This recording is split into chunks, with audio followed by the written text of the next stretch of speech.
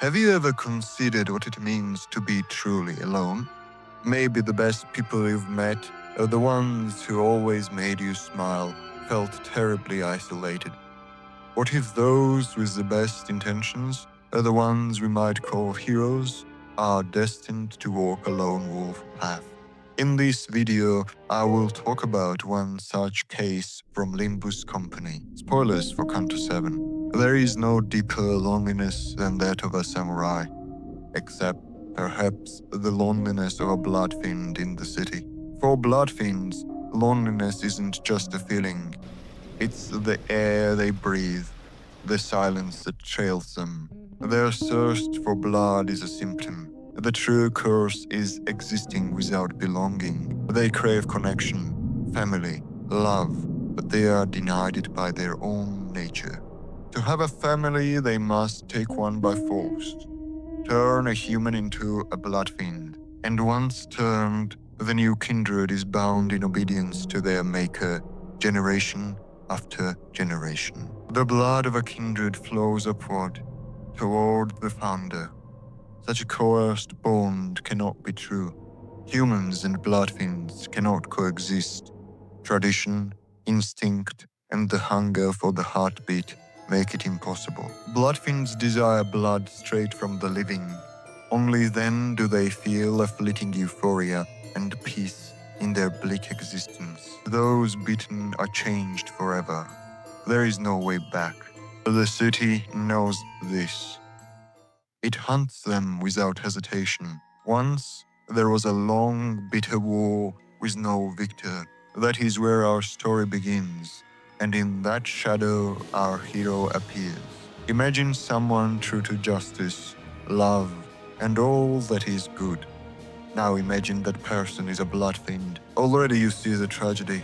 A hero destined to be alone. A story about someone who fights for a better tomorrow where there may never have a place.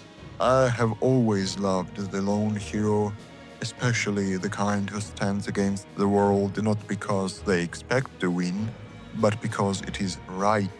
Think of Vampire Hunter D or Alucard, shunned by both humans and their own kind.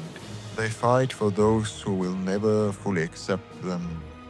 That is the loneliness of a hero, knowing even your victories will leave you standing apart. I'm drawn most to those who defy their nature, to become something greater, to overcome what they are. Vampire stories wear this well. They fight their own kind to be able to give humans a better life. But the question is, can wolves coexist with sheep? Is the wolf evil for killing sheep, or are the hunters evil for hunting the wolf? If such a hero only gave a hope of safety to humans, would he even be a hero? Of course not. So a true hero must believe in an impossible dream. The first kindred is one such hero. Project Moon named him well, Don Quixote, like Cervantes' knight. You chase an impossible ideal, peace between humans and bloodfiends, inspired by White Moon Knight, Barry. 제안에 응할 거라면 네 이름을 외쳐라. 그리고 최선을 다한 한 수로 결판을 내자. 내 이름은 돈 키호테. 내 이름은 바리. He sought not to achieve glory, but a place where his kind could live without harming others. For a time he succeeded. He broke the stalemate, struck down giants and built La Mancha Land, a haven where humans and bloodfiends live side by side, a place of joy and laughter. But the great tragedy of the lone hero is this: you cannot pass on your strength. His children did not share his restraint. He had Sancho, his closest companion, turned to save her life, and in her he found understanding. The others hungered still. They could not replace the euphoria of drinking from the living. Don Quixote kept himself in check by seeking other pursuits, trying to distract himself from what bloodfiends crave. He tried to live as a human, and he pressed his dream upon his family. Wholesome blood ties were not as deep as the curse carried in that blood. Only Sancho embraced her father's dream wholeheartedly. Her case was unique. She truly loved the first kindred for giving her purpose. Quixote and Sancho refused to let their natures win. Yet the rest were not satisfied. Freely given blood never sated the predator within. They longed not for the sanguine fluid, but to drink from a beating heart. Here the other face of the vampire tale matters. Think of the classics Nosferatu, Dracula, and most of all, Carmilla. The lonely vampire yearns for connection, but the torch that seeks love destroys it. It's a cat falling in love with a mouse, killing it by playing too roughly. Not every kindred can fulfill desire without harm. As Sancho says of the yearning Mircalla, It desires not to slay, nor to harm. The creature merely yearns for blood. I don't suppose that flower was always such a beastly thing. Ha!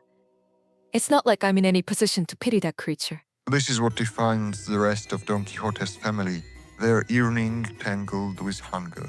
Then, while Don and Sancho were away, blood was spilled. Whether by accident or design, the fragile peace shattered. Mancha Land became a slaughterhouse.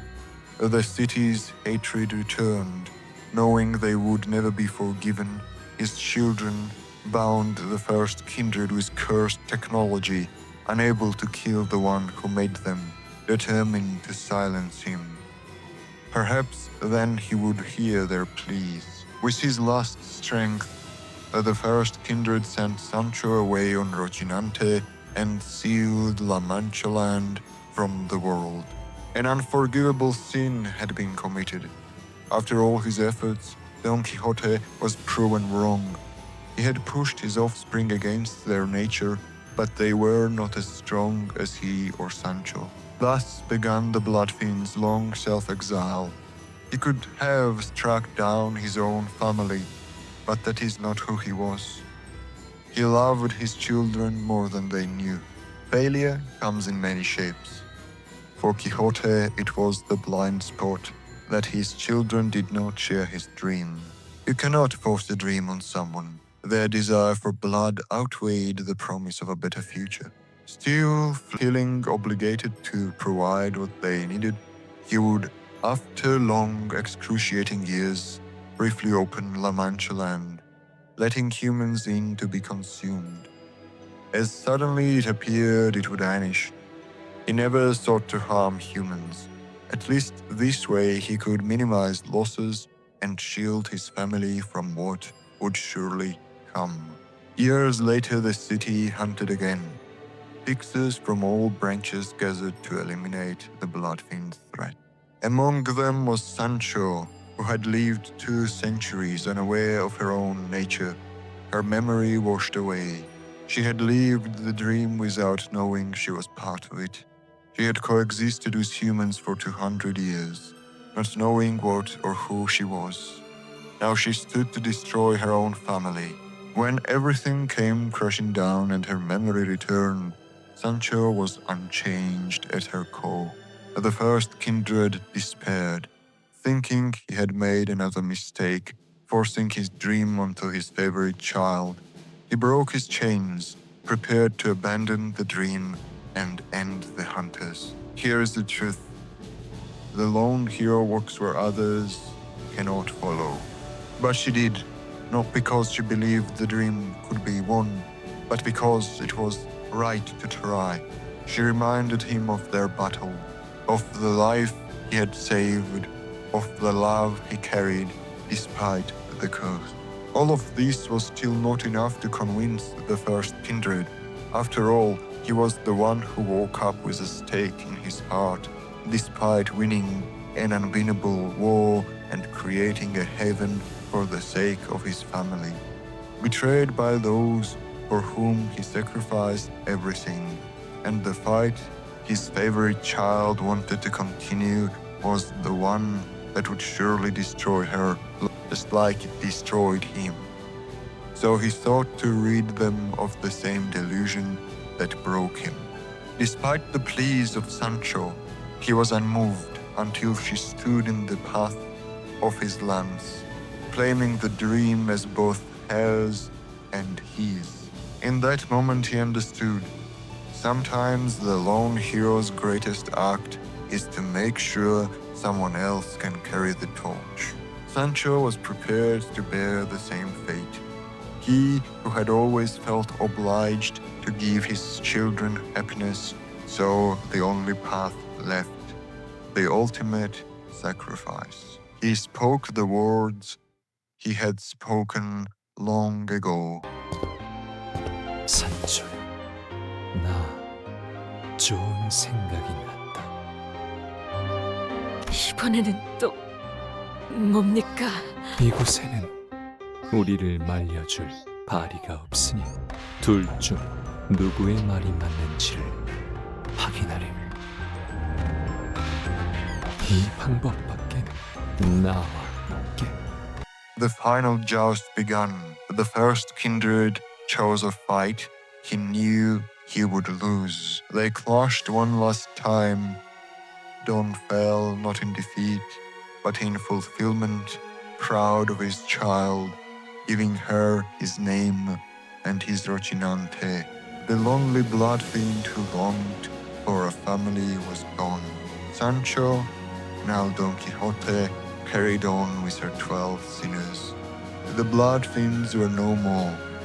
The dream that ended became a new one, but the truth remains. The lone hero's path is one of isolation. Even if you change the world, you walk it alone, for there is no deeper loneliness than that of a Bloodfiend in the city.